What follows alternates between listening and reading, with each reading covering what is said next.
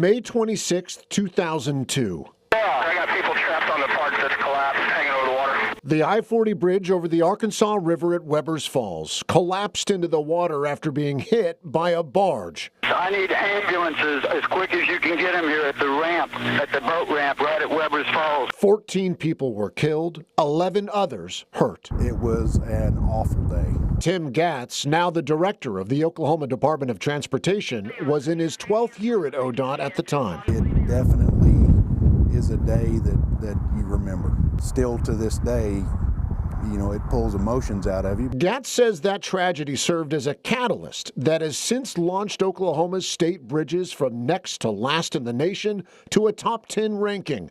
But getting there and maintaining it is a huge effort. Bridges by law must be inspected at least once every 2 years. Each one of them are graded on a scale of 1 to 10 in 3 categories: the bridge deck, or what we drive on, the superstructure, or the beams, or the foundation.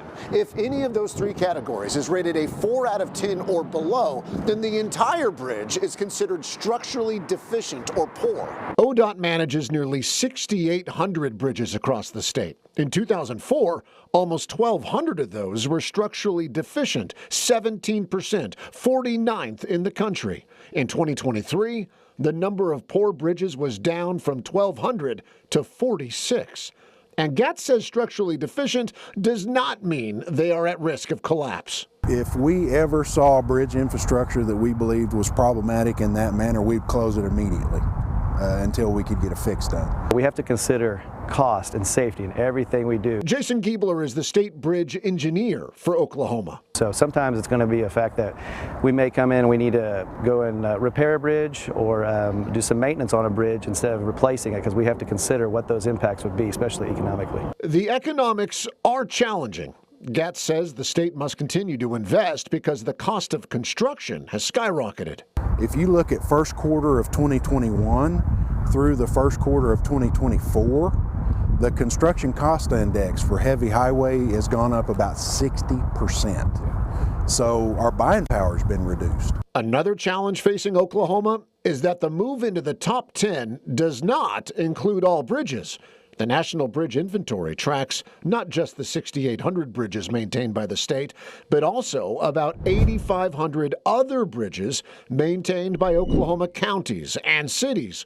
And in the most recent data obtained by KOCO, more than 1,400 bridges in the Sooner State were considered structurally deficient, or 9%. So when all of Oklahoma's bridges are counted, the state ranks not in the top 10, but 36th.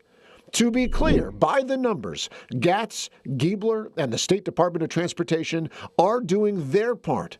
The state engineer says he's proud of how far they've come. I was in college in 2002 when the Webbers Falls Bridge fell down, and seeing where we've come from there, because it's not just the aspects of the inspection cycles that we're going out there, but how everybody came together to work on the designs, and the legislature and our contracting companies that are out there to work together, to come together as a whole entity within Oklahoma to address this.